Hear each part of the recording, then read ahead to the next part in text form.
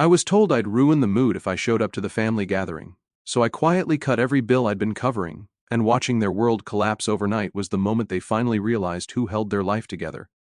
I, Brandon, 35, male, quietly paid my parents' mortgage and utilities, over $6,000 a year. Why? Because my golden boy brother Rob, 31, male, blew through their savings chasing crypto fantasies, and they couldn't manage afterward. No thanks, no appreciation, just silence. Then one day my dad called and told me not to come to his retirement party. He said it was better for Rob's mental health. Like I was the problem. So I stopped paying, didn't yell, didn't warn them, just let the bills hit. Now they're freezing broke and mad at me. You ever get that feeling like something's off, but you can't tell if it's just your brain being weird, or if people really are being shady? That was me 2 weeks before Dad's retirement party. The whole family was buzzing about it. Group chats were blowing up non-stop and I was like, cool, can't wait, until I realized I was never actually invited. Yeah. No address, no time, no bring your famous ribs, nothing. I figured maybe they were just being last minute like always. My family couldn't organize a sock drawer without turning it into drama. But then my cousin Kyle asked if I was going to give the speech since I'm still paying the bills, and I froze. Speech? What speech? He said, the one at the party? You're going, right? I laughed, really laughed, and said, guess not, so I called my dad later that night, straight up, no fluff. Hey, so am I coming to this retirement thing or nah? This man had the audacity to sigh like I just asked him to fix a printer. Brandon, maybe it's better if you sit this one out. I swear I heard my own brain short-circuit. He said, it's just Rob's been on edge lately. He's really trying to get his life back on track. It's his idea, not mine. He just wants the event to go smoothly. No stress, no tension. You understand? I had to mute myself so I didn't start yelling into the phone like a cartoon character. I came back with, you're telling me I've been making your mortgage payments for 2 years and I can't come to a party you're throwing with my money? Silence. Then, Brandon, don't make this about money. Don't make this about money, my man. I've been busting my back at a warehouse since 2021. Cold shifts, stiff joints, waking up at 4:30 a.m. So these people could keep their precious house after Rob's brilliant crypto launch turned into a flaming bag of garbage. Quick recap: Rob, the golden boy, the self-proclaimed financial disruptor, started some crypto thing called BitGlide or CoinRise or some nonsense. He convinced mom and dad to put most of their savings into it, then somehow also convinced them to take out a second mortgage. He printed off charts, wore suits to dinner, even had a whiteboard in the living room with stuff like liquidity flow and NFT futures. Nobody knew what the hell it meant, but they clapped like he was Steve Jobs. 3 months later, poof, gone. All of it. Dude had one bad token dump and everything unraveled. He said the market betrayed him. Bro, it's not a person, you just suck. Anyway, I didn't say anything back then. I just stepped in because I'm the guy who always does. I saw the mortgage payment was months behind, mom crying over bills, and I thought, fine, I'll do it. Quietly, no applause needed. I took over the monthly payments and even covered the damn internet so Rob could keep pretending to network with investors. And now I'm too much of a trigger to attend a party in a house I basically financed. All right, bet. I didn't yell, I didn't argue. I just ended the call with, sure, enjoy your stress-free party. Then I opened my banking app and looked at the scheduled mortgage auto payments. $1,200 a month, 24 months, nearly $29,000 total. And I was still living in a tiny apartment where my heater makes that sad humming noise like it's begging for retirement too. So yeah, I hit cancel recurring. Little blue button, no fanfare, and I smiled.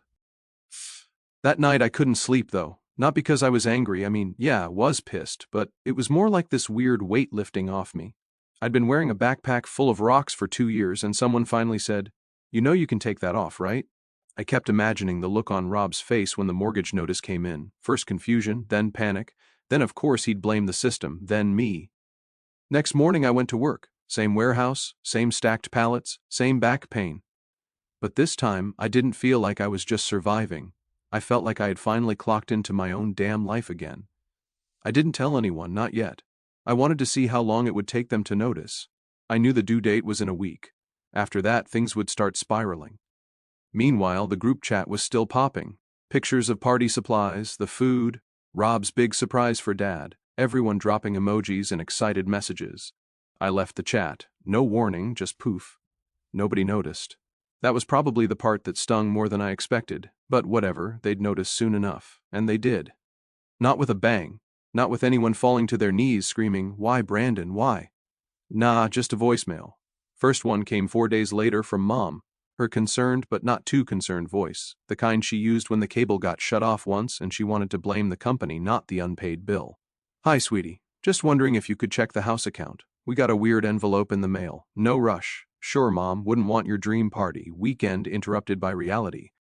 I didn't call her back. 2 days after that, Dad tried. "Brandon, got a notice from the bank. Says the payment didn't go through. Thought you might have changed cards or something. Let us know." I didn't. Then Rob finally texted, "Hey, Dad's freaking out. Can you just sort it? We're so close to the party, man. Not the time for drama." The nerve, he said it like I'm the one bringing drama, not the dude who cut me out of a party throne with the help of my bank account for 2 straight years. At that point, I wasn't even angry anymore. I was detached. The kind of calm where you know the storm's coming, but you've already boarded up your windows, made soup, and turned the phone on silent. What I did do was check my billing inbox. The mortgage company had sent not just a late notice but a nice little warning about additional fees. If the balance wasn't settled by the 15th, interest would stack, credit penalties would hit. A familiar chain of doom. If you've ever missed a payment before, you know the vibe. I read it over twice just to confirm what I already knew. I wasn't listed on the loan, not anywhere. No CO signer, no legal responsibility, no ties. I'd set up bill pay through my own account and left it at that. It was their mortgage. They were the names on paper. I was just the human ATM in the background. Perfect, because now they were on their own. Still, I figured I'd get blamed eventually. That's usually how this goes. Something breaks, Rob blames me, Mom says don't argue. Dad acts like I'm ungrateful for not liking being thrown under the bus. So I took the mature route. I opened a blank document and started dropping in screenshots. Not a manifesto, just receipts, payments, dates, notes, every time I bailed them out. No color commentary, no sarcasm, just numbers. A little file I'd have ready for whenever someone decided to act confused. Then Olivia called. She's my cousin, the only person in that family who hasn't ignored me, talked down to me, or tried to drag me into Rob's projects. She's blunt, smart, doesn't play games. "Hey, you going to the party?" I snorted. "Didn't you hear? I'm too stressful to invite." She laughed. That's what I figured. But Mom said something about the mortgage, like Rob mentioned you might have dropped the ball or something. And there it was, the opening line to their favorite script, twist the truth before Brandon can speak. I told her straight, I didn't drop anything, I just stopped carrying it. Big difference. Silence for a second, then she muttered, "Damn, yeah. And now it's due and no one has a clue how to deal with it." She asked if I needed anything. I told her I was fine, just watching the machine start to smoke after I walked away from the controls. The next day I got another voicemail, more urgent. "Brandon, we really need to talk. It's not a good time to play games. You know what's at stake. No names, no thank yous, no sorry we shut you out of the one thing you've literally paid for. Just guilt." I didn't call back, but I did forward the mortgage notice to Mom's email with 2 words, "Handle it." No subject, no explanation. The party was only a few days out by then. I could picture them trying to decorate, put up balloons, cater something, all while pretending their house wasn't slowly being swallowed by debt. Rob probably still thought he could fix it with charm. The guy could sell sand in a desert when he wanted to, but charm doesn't pay missed mortgages when the bank's automated system doesn't care how soothing your voice is. That night, I made a cup of tea, tossed a blanket over my couch, and scrolled through used pickup trucks on my phone. Something modest, just in case I felt like starting my own life, because for once I wasn't fixing anything. Let them feel the draft. That's where I left it. They wanted to pretend I didn't exist. Cool, I'd go full ghost. My conscience was clean, my inbox quiet, my apartment warm, and the mortgage still unpaid. A few days passed without much noise. I figured they were scrambling, making late-night phone calls to banks, hoping the money fairy would bail them out. "Olivia sent me a one-liner on Tuesday. Mom said, your name came up." Rob's sweating. "I didn't ask for details. I didn't need to." But then Wednesday morning hit. I was halfway through my second cup of coffee, scrolling through old truck listings, when I got a weird notification from my bank app. Unrecognized login attempt, 2-factor authentication required. I blinked. My main account was secure, but the alert was tied to an older linked savings account I hadn't used in over a year. The kind you open because family insists on having an emergency backup. It only had a few hundred in it, and I honestly forgot it was active. I checked the login. Device unknown, location a suburb 20 minutes from me, Wi-Fi name Daniel's family. Of freaking course. I froze for a second, then let out a dry little wheeze of a laugh. Not long after, another ping, transfer request $1,236 pending fraud review. I sat back in the chair. So that's what we're doing now, skipping the part where you ask and just helping yourself. I screenshotted everything. Login attempt, IP trace, transfer request, fraud alert notice. I didn't panic. I didn't even get angry. I just started adding it to the folder I'd already been building with 2 years of receipts. New subfolder, unauthorized access. I called the bank next.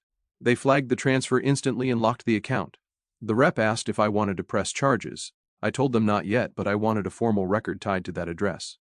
Then I texted the family group, the one I was still technically in. Just got an alert. Someone from your Wi-Fi tried to pull money from my account. Next time I report it as theft, party or not.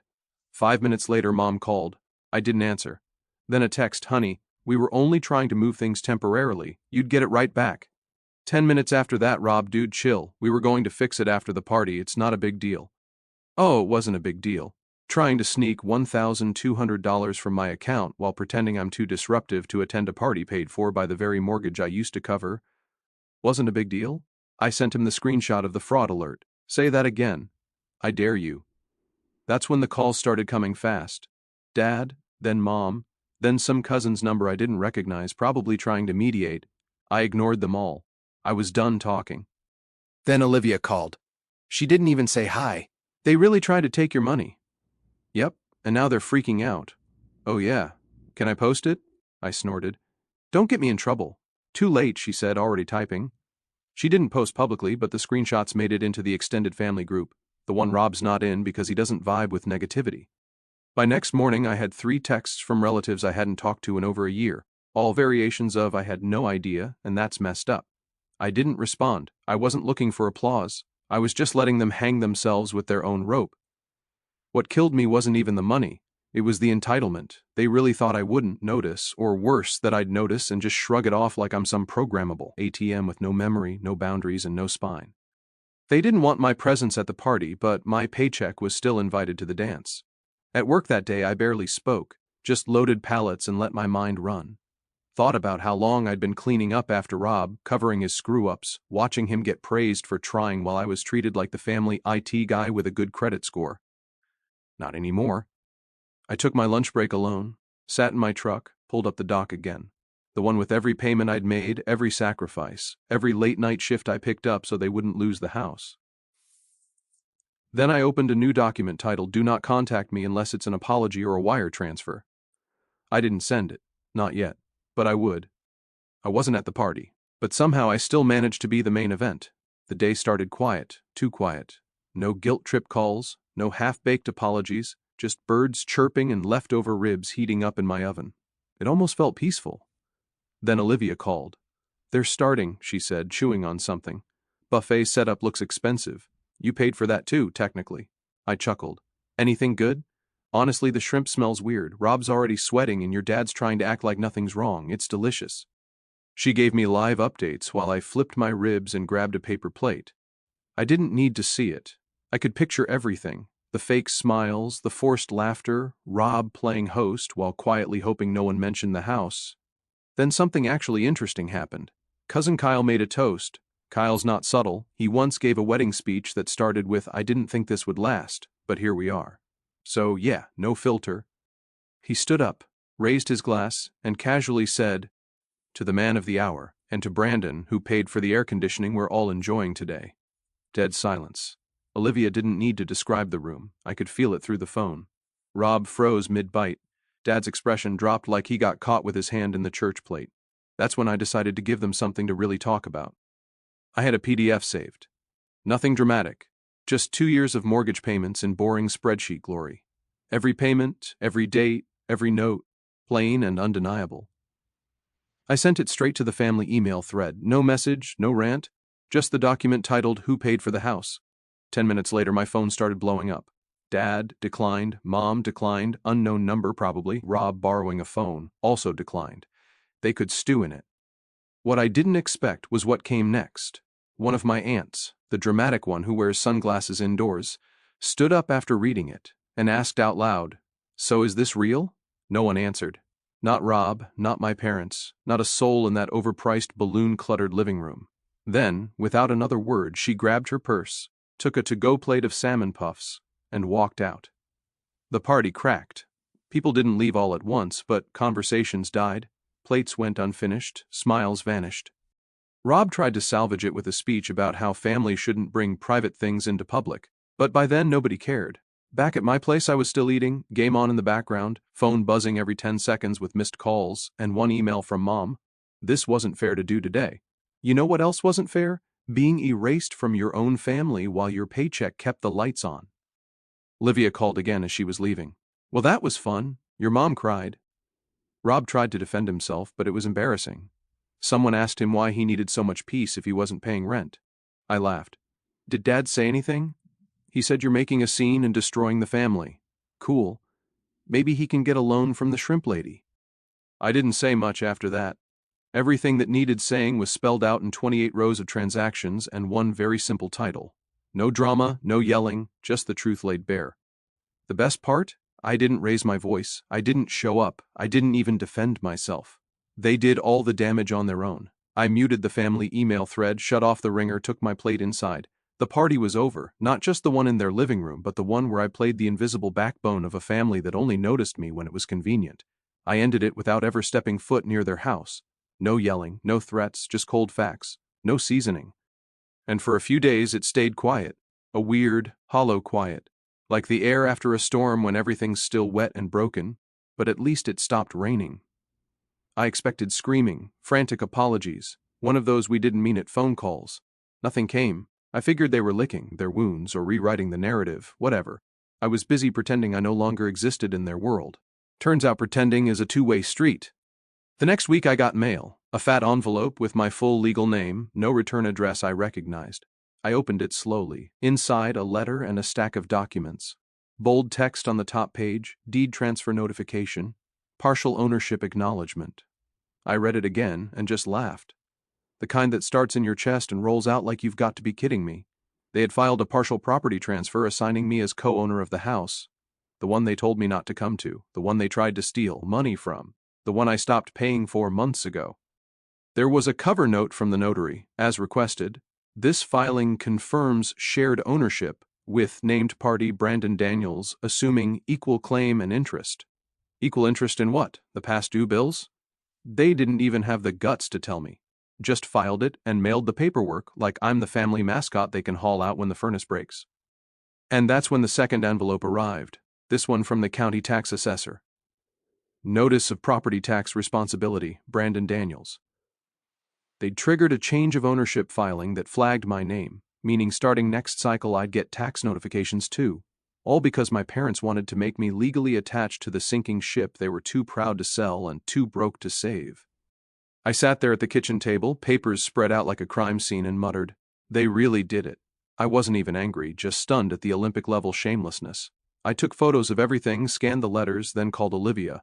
Yo, you're not going to believe what just showed up. Oh God, what now? They transferred the house into my name, legally, county level. Didn't even ask. She went silent, then cursed hard. They're trying to rope you back in. If it's yours, you'll feel responsible. Exactly. I didn't respond to them that day, or the next. I let the silence build until it felt like a bomb in their lap. Then, once I was calm, I walked into the local title office and scheduled a legal dispute of the ownership filing. The clerk said it wasn't super common, but definitely not unheard of. Family doing surprise transfers to dump taxes or debt. He helped me file the reversal paperwork and a notarized cease and desist. I did not consent to this transfer. I will not be responsible for its maintenance, taxes, debts, or legal obligations. Revoke it. Signed, sealed, done. Then I called the mortgage company, just to make sure they knew I was never a borrower, and if anyone tried to pin me again, I had formal documentation ready. By Friday, I sent my parents one single email. Subject, remove me. Body, I received the property transfer paperwork. I did not authorize it. I am filing reversal documentation. Any future attempts to assign me ownership or payment responsibility will be treated as legal harassment. Do not involve me again. Brandon. That night, Mom called. I didn't answer. Dad called, blocked. Rob tried through some shared contact. Didn't matter. They couldn't undo what they'd shown me. It wasn't enough that I paid. It wasn't enough that I kept them afloat. They still wanted to find a way to keep me tethered, even if it meant doing it behind my back with paperwork. I knew the next envelope was coming before I saw it. You don't skip multiple mortgage payments and file fake deed paperwork without consequences. This time it landed in my mailbox because I used to handle the bills and someone at the mortgage company hadn't scrubbed me off the backup contact list. Notice of intent to foreclose, 2 bold pages, unpaid balance, fees stacking, deadline in red. I tossed it on the table. I'd already seen this movie and knew how it ended. Still, I stared at it a second too long, not out of guilt, just baffled at how we got here. I saved them from this exact thing for 2 years, and the second I stopped, they went full kamikaze into the same hole, only this time they tried to drag me in legally. I thought that was the climax, but nope, just the pre-show. 2 days later, I got home from work, boots muddy, hands raw, and found Mom standing at my door holding a plastic container of half-baked lemon bars and wearing a jacket way too thin for the weather. I opened the door just enough to block it with my boot. "Brandon," she said, smiling like we were at a church picnic. I stared. "How'd you get my address?" "We've always had it, sweetie. Don't be like that." She raised the container. "I made your favorite. Thought we could talk. You brought lemon bars to a foreclosure." Her smile faltered. "We're not being foreclosed," she said quickly. "It's just a formality. They send those letters to scare you. Sure, can I come in?" "No." Long, uncomfortable pause. She adjusted the tray like she expected me to take it. I didn't. She cleared her throat. "Your dad's been really stressed. This whole thing with the house has gotten out of control." "You mean after you tried to sneak my name onto it?" She blinked like I'd cursed. "We were trying to keep it in the family." And I swear she believed it. "You paid for so long it just felt right, without telling me. You weren't returning calls." I stared. "So your plan was to legally attach me to your debt without asking and hope I'd be flattered?" She looked genuinely confused that I didn't see it that way. "We thought maybe you'd feel like it was yours. I mean, it is yours, right? You paid for it." I actually laughed, a sharp breath of disbelief. "Yeah, paid. Not inherited, not volunteered.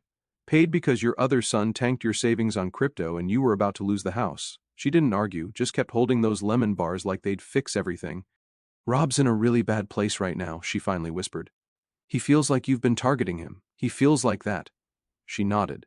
"This whole thing with the party and the messages going around, you embarrassed him. And your father too. You could have just talked to us." "You mean before or after the forgery?" "Brandon, please don't say it like that. No one forged anything. You submitted ownership paperwork with my name on it without my consent. That's not a family favor. That's a lawsuit." She sighed like I was the unreasonable one. "You're being so dramatic." I stepped back just enough to close the gap in the door. "You came here to ask me to fix this, didn't you? We just need a little help getting current. We'll take over after, we promise." "No." Louder this time. "I'm not bailing you out. Not again. You had your shot." She blinked fast, trying to summon tears. "Your father can't work like he used to. His pressure's been high. He hasn't been sleeping. Rob's having breakdowns. We don't know what to do."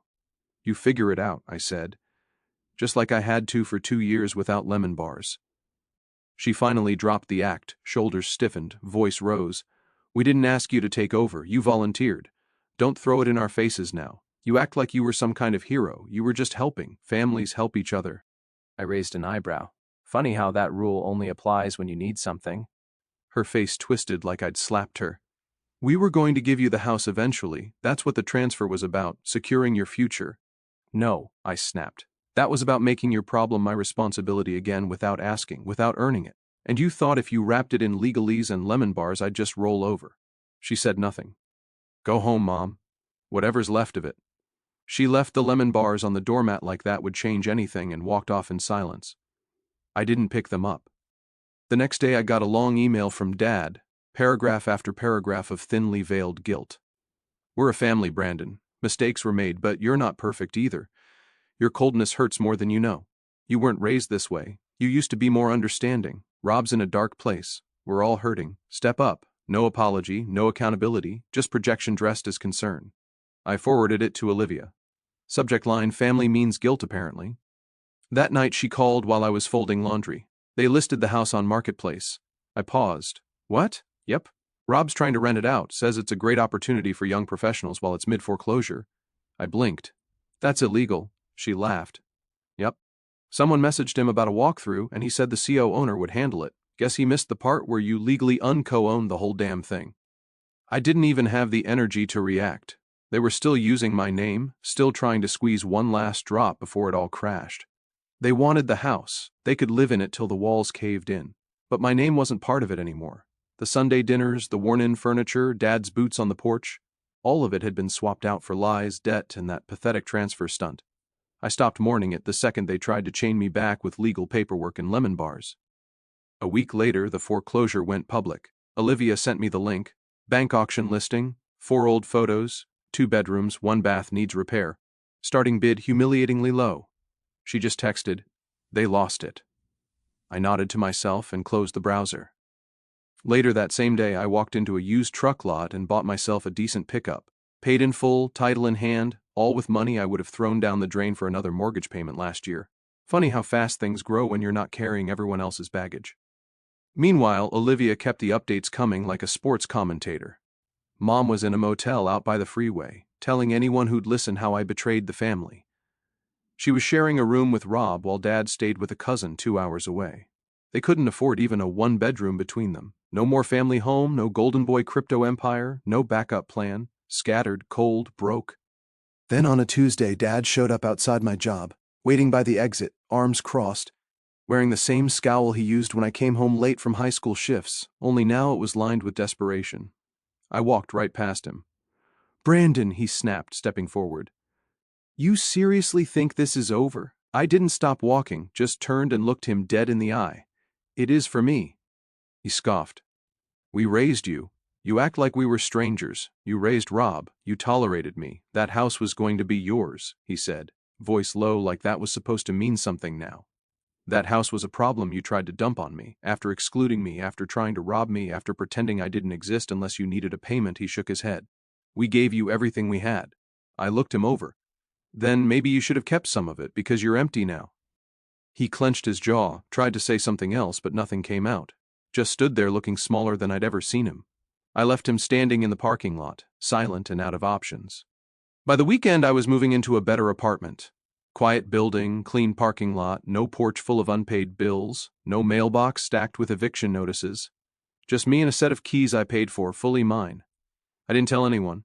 Didn't answer when Mom called from blocked numbers. Didn't reply when Rob posted another sad rant online about how fake people abandon blood. Let them spiral. They built that house out of entitlement, delusion, and my bank account. When they burned it down, they thought I'd be stupid enough to rush back in with a fire hose. Nah, I watched it crumble from a distance and stayed warm.